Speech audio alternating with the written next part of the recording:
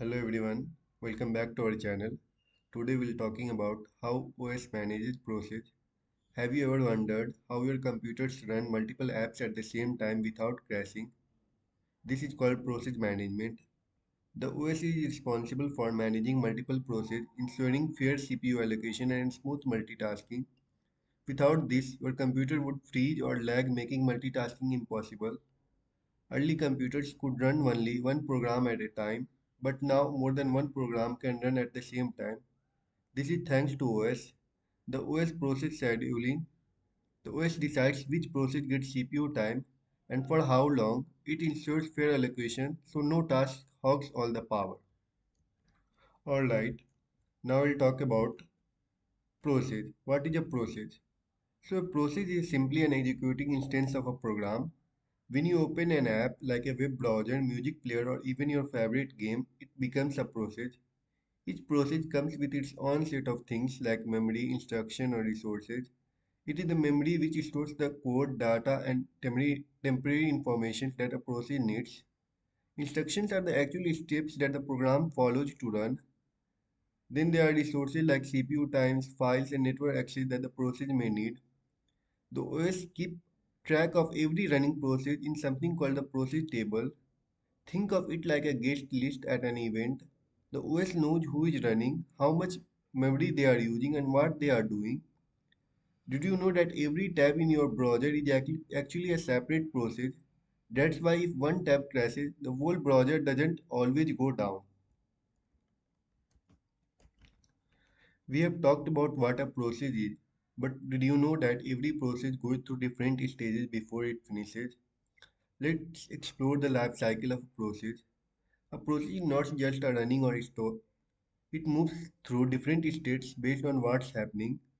The first state is new. This is where all it begins. When you start a program, the OS creates a process for it, but it's not running. From new state, it goes to ready. The process is all set and waiting for its turn on the CPU. Think of ready state as like waiting in line to get served at a restaurant. From ready state, it goes to running state. Now the process is active, executing instruction on the CPU. This is where our program runs. From running, it goes to waiting state.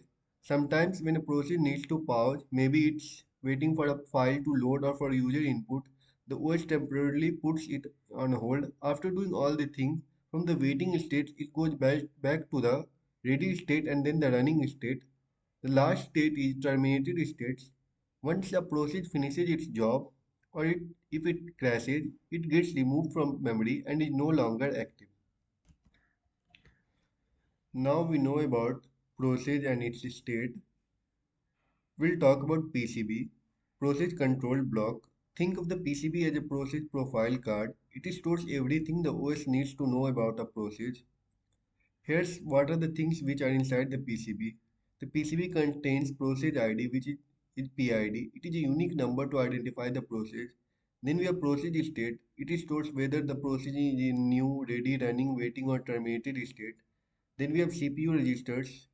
These are the registers which save the current instruction and data being processed. Then we have memory info, which tracks which part of the memory the process is using. Then there are scheduling info, which help the OS decide which process runs next. The PCB plays a huge role in multitasking. When the OS switches between processes, it saves the current process state in the PCB and loads another process PCB. Happens so fast you don't even notice it. Since the OS needs to access PCB quickly, they are stored in kernel memory separate from user program. The OS can pause a process and resume it later without losing progress. That's why you can switch between apps smoothly. Now I'll talk about switching between processes. When you switch from one app to another, your OS needs to pause the current process, save its progress, and load another one. This is called context switching. So, how does the context switching work? The OS saves the running process states in the process control block, that is PCB. Then it loads the another process PCB from memory. The CPU then resumes execution from where the process left off. This happens so fast that it feels like multiple apps are running at the same time. But in reality, your CPU is just switching between them millions of times per second. But here's the catch that too many context switches can actually slow down performance. That's because the CPU spends time saving and loading processes instead of actually running them. Your CPU can switch between tasks millions of times per second. That's what makes multitasking feel seamless.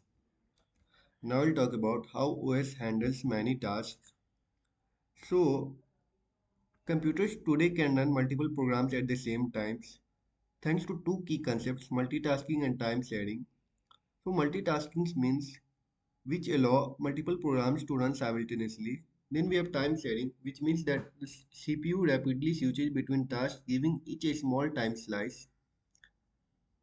Your CPU doesn't actually run all tasks at once. Instead, it gives each task a tiny bit of time before switching to the next one.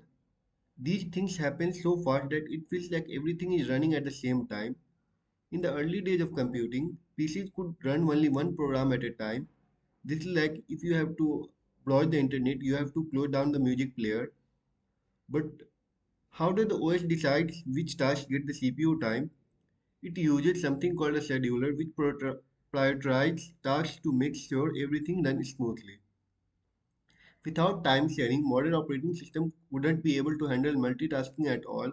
Your computer would just freeze up every time you opened a new app. So that's all for today. Thank you for watching.